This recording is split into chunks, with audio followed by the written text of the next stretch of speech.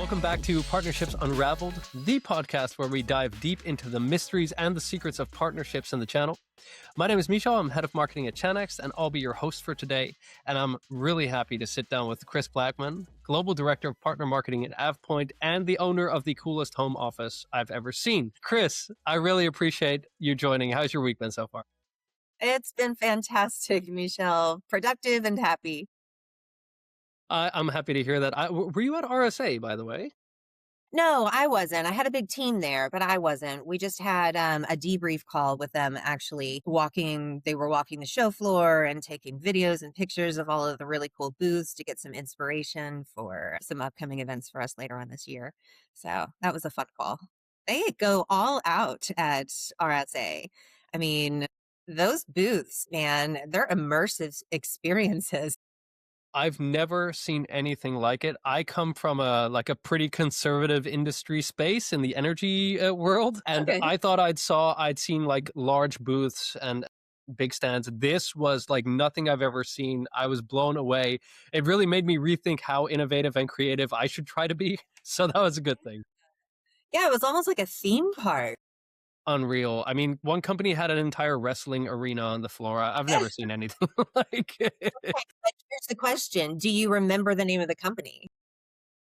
Honestly, I do, but that's an occupational hazard seeing as I speak to cybersecurity companies basically every day of every week. But you're right. That's actually a good point. Remembering these companies, like being memorable beyond your presentation, that's something we marketeers really also need to focus on. No, I love it. I thought it was incredible. But that's not what we're here to talk about today. We're here to talk about all things partner marketing. And to kick off, could you tell us a little bit about yourself, your background, and your work at AvePoint?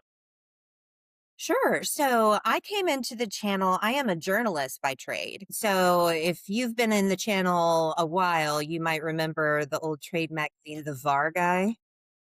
I came in as editor in chief of the Var Guy. And then when Penton was acquired by Informa, I came on as senior director of content for Channel Futures and the Channel Partners trade shows. And along with those responsibilities, about 18 months in, I was tasked with building the MSP 501 community.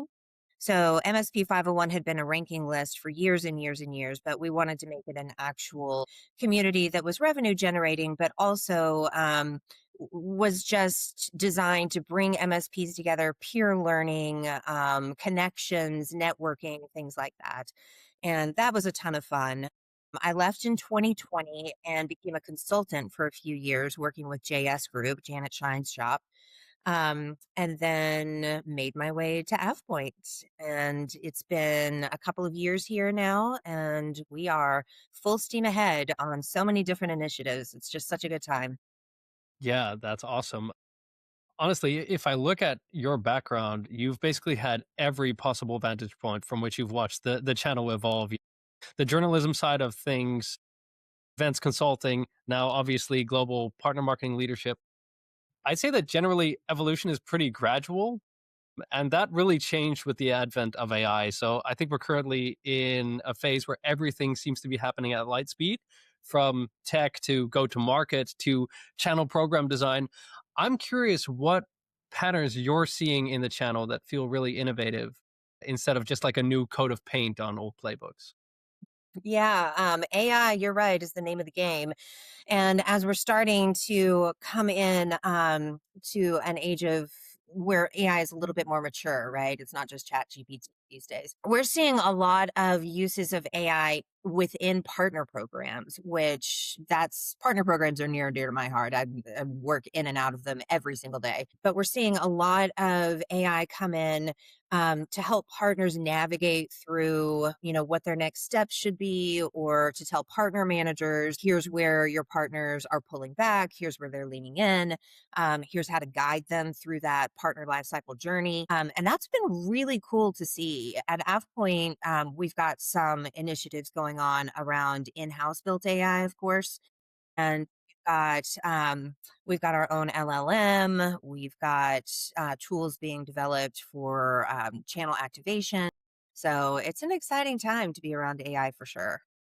Wow, so you use home built LLM for internal AI tooling. Exactly, exactly. It's called Chat AVPT, and it will answer any questions that you might have about AvePoint. Anything that is uploaded into our central repository becomes there's a chat bot that Mhm. will mine all of these internal files and just get you very specific answers to any questions you might have. It's fantastic.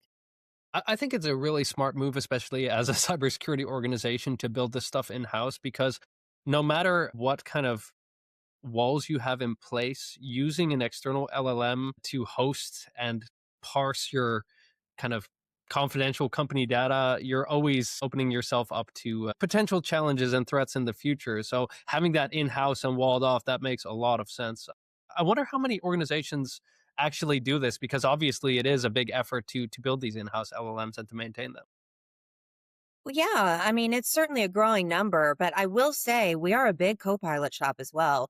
Hmm. AvePoint, one of its biggest value propositions is securing in Microsoft environments for Copilot deployment. And so, way back at the very beginning launch of Copilot, our research and development team, our AI team, everyone spent a solid, it must have been 18 months preparing our internal environment, classifying our data, getting rid of, redundant and trivial data, making sure, security permissions were all aligned and kosher.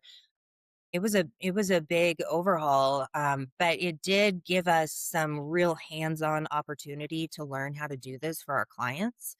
And so every time we do this now, it gets faster and more accurate because we were our first customer. Yeah, it's almost like hitting two birds with one stone, right? Or even drinking your own champagne because you're building this for yourself and taking those learnings in. I think that's a phenomenal approach of basically thinking outside the box. And again, right, a lesson for every single company struggling with this. Build for yourself while you're building for others and learn from both sides. I think that's super advice. I just briefly want to switch gears to partner marketing. One, because that's obviously your purview, but also because as a marketer, I find that incredibly fascinating, especially in the channel. I sometimes hear the misconception that channel marketing is really about running and distributing campaigns, but we know that it goes far beyond that. In your day to day, what partner marketing activities do you prioritize when it comes to creating real value? So I tend to not look, my title is partner marketing, but I tend to look at it more as channel GTM, right? Marketing is one piece of that puzzle. And so I have my fingers in partner enablement, in the partner program, product marketing, and to and through partner marketing. So when you bring all of those different elements together, then all of a sudden you've got kind of a cohesive machine to activate and engage partners. You really can't have one without the other, right? So I can run campaign all day long, but if I don't have a solid partner program to activate those partners whenever they come into our ecosystem, then what's the point? If I don't have the sales enablement ready to, help them go out to market, then what's the point? So it's really all interconnected. And that's why at AvePoint, we tend to take a more holistic view of it, very much not siloed at my organization at all. I think that's the right approach also because, especially when you look at something like product marketing, you need to have that value proposition nailed down to effectively send it through to partners. It'll increase engagement there. But the one thing I do wonder is how do you then prioritize and keep focus when all these roles kind of start to blend together? Well, we've got a great ELT that, sets our targets for us. It is really imperative for us to work hand in hand with our sales teams to make sure that we're supporting their KPIs, to make sure that we're supporting their strategic imperatives. And then conversely, for them to be able to come to us and say, here's the talk track I need, or this campaign you did really resonated. Let's, iterate upon that. So working hand in hand there. We do have, so I have a global role which makes it a lot easier for me to have all these different fun projects. But we do have some top notch regional teams all around the world that have more specific, narrow focuses. And they're the ones that really, really make our marketing campaigns sing. So we can come up with it at a global level, but then it's the field teams that have to localize it, make sure it resonates with their local markets. They're the ones that have to go in and execute it and are held accountable for all these sometimes incredibly high metrics.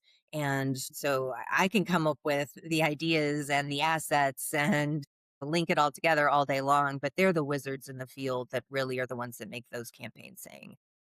Yeah, absolutely. I mean, the execution arm of all our businesses is so incredibly important of actually activating these messages so that they actually resonate with the end customer. I think you raised a couple of great points there. One of them obviously being that the connection with sales has to be inherent. I really feel like, and I keep reiterating this because it's becoming more prevalent, but still some companies don't really understand this. And that's that sales and marketing are just two sides of the same coin. There are different phases in the process, but we should all be aligned on the goals that we're trying to achieve. And I think one really important thing there is that if you talk about a strong ELT, you have a clear guidance on the outcomes you want to achieve, right? And then working backwards from there is much easier and also makes it easier to understand, hey, how do I map out all these different marketing projects that I have going on simultaneously, and where do I need to prioritize? And I think if you look at field marketing teams as well, if they understand what outcome needs to be achieved, then their role in that process also becomes clearer. So I think that's really something to live by, is really working backwards from outcomes and then splitting it out over all these teams, making sure you're all pointed in the same direction. Absolutely. And it helps us because we're a publicly traded company, right? So we have to go out into the world and say what our strategic priorities are. So it's not like, it changes day to day as it does sometimes in a startup or a scale up, right? So, we've got our roadmap going to 2030. And of course we, pivot within that how we're going to achieve those goals, but all in all, we're all pointed in the same direction, which helps. Yeah, that's great to hear. One of the things you mentioned was that your fingers are also in the partner program. And if I recall correctly, at AvePoint, one of your first major projects was redesigning this partner program. What led you to making that decision? What was the catalyst for change? So we realized the V1 of our program, it was really innovative when we came out with it, but you know how fast the channel changes, right? How fast technology evolves. And so we took a step back a couple of years ago and said, okay, does it support all of our regions equally? Does it support partner types equally? Is it flexible enough to cover all the different ways that partners procure equally? And the answer to that was no, because it was a traditional tiered met where benefits were awarded based on revenue. And that was pretty much it, right? Everyone's well familiar with that partner program. And so we realized that what we were looking at when we saw aligning benefits to revenue was a lagging indicator. And we didn't know anything really that went into that sale. So, yes, we could track whether they were taking certifications and, things like that. But we wanted to reward partners that were engaged throughout the life cycle of their relationship with AvePoint. And so we took a step back and eventually decided on a points based program, which is becoming, a lot more prevalent in the channel now. When we first came up with this, a couple of years ago, it wasn't nearly as popular as it is now, but it, I think, is becoming kind of the new norm, I think, in the channel and will become more so over the next few years. And so we took a step back and we said, okay, we want to do a points program. What does this look like? And it took us a solid 18 months from that first idea to designing the program, running the pilot, tweaking the program. And we launched it in summer of last year. And it's been extremely effective for us. Wow, that's awesome news. Congratulations. Just out of curiosity, what have been some of the most positive highlights around the launch of this redesigned program? What are you seeing now? It's giving us the ability to really track each touch point with a partner that leads up to that revenue generation. So we know if they're downloading co-marketing at scale. We know if they're taking micro trainings. We know, if they are advertising us on their website, if they're leaving product reviews. It's really a way for us to identify ways that partners can become more engaged with us and then pull those levers to make sure that we're establishing a really strong, healthy relationship that drives towards that mutual value of those first deals. And then we completely also redesigned our partner portal, and that is a continuing effort for sure. That work will never stop. But The points programs can be kind of complex, and that was one of the hurdles that we had to overcome. How do we make this understandable to our partners? And having that good UI was definitely a big, big part of redesigning this program. I think that's a great point. And I think you raise an interesting angle here that like moving away from just the kind of the resale revenue side of things, you lose focus on the fact that partnerships are partnerships. It's about long term engagement, it's about long term potential. I'm wondering what tips would you have for other channel execs that are thinking about redoing their partner programs away from this revenue focus so that they can bake in this long term potential and these real relationships at the core? I would say identify those different touch points that really strengthen the relationship mutually. So, what do I mean by that? I mean, you want to turn partners into advocates, right? So, they're not just there to sign on the dotted line and, check you later. You want to Yeah. make sure that, channel is a small world and partners talk. And if you have a solid relationship with a partner, they're going to talk about that out into the industry with the rest of the channel partners that they know. It's a very cooperative space amongst channel partners, and channel partners talk. And so you want to turn those partners into advocates. So try to identify those touch points. And then at the same time, what are ways that you can improve the partner experience for your MSP or your SI or your reseller? What does that look like to make enablement easier to consume, to make co-marketing easier to deploy and track? To be able to reward them for things like lead generation and, advancing leads, things like this, things that they're doing anyway, but now you have visibility into it and you're able to say, hey, way to go. This is a big value add for AvePoint. We're going to reward you for that. Yeah. I hear you. So I have a cheeky question for you then. I'm sure there are some partners who are just like, I don't want all this noise. I just want to focus on on revenue. Don't bother me with the rest. How do you deal with partners like that? I mean, at the end of the day, we can't force them to engage with the program. At the end of the day, if they don't want those benefits that come with increased engagement, then that's definitely their prerogative.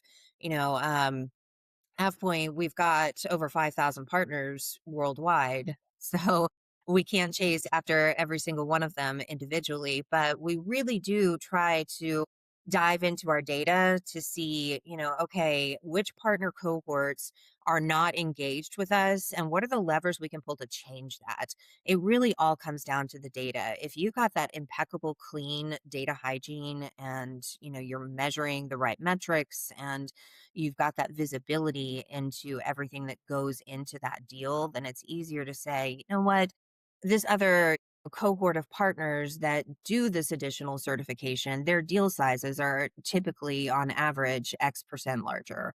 Or if you do engage with a campaign in a box, our research shows, our data shows that you turn over X number more deals. And so it's just, coming back to the data, being able to identify those cohorts who aren't engaged and trying to figure out which levers to pull to get them there. Yeah, I'm trying to push for us to change the name cohort analysis to FOMO analysis, but it's not really sticking yet. But I really think that's a great point. So you're basically not just looking at what great looks like, but why, right? And I think that's so important to be able to translate that to the partners who might not yet be bought into this proposition or might be more traditional to really make them understand that this is mutual lift. Hmm.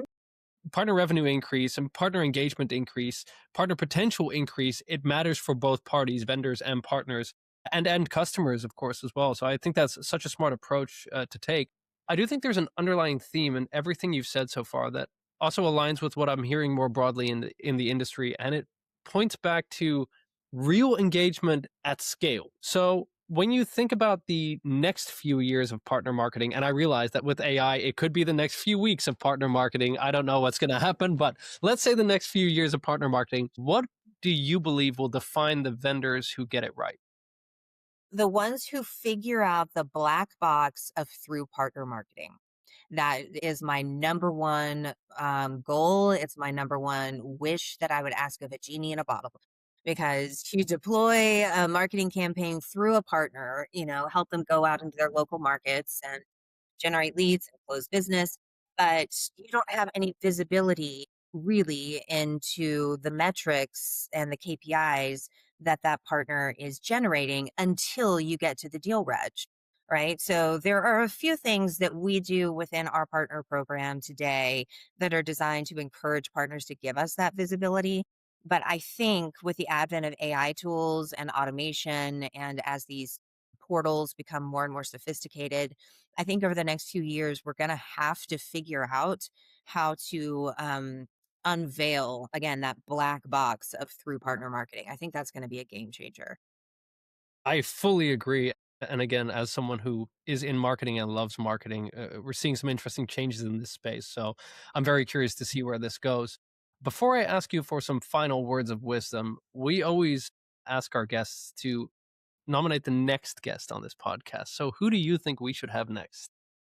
I put some thought into this, and there were a ton of different vendors and partners that came to mind, but I'm really active in GTIA, which, if your listeners are familiar, used to be part of CompTIA, spun off about 18 months ago into a pure nonprofit association that is dedicated towards helping both vendors and partners succeed in the channel. And when they spun off the association part of CompTIA, they brought in the channel legend, Dan Wensley, to be CEO and to kind of help guide that ship. And he has been doing some amazing things over there, taking his 30, 40 years of business leadership in the channel and really bringing it to bear for a nonprofit. It's been a lot of fun to watch. So I think you should talk to Dan.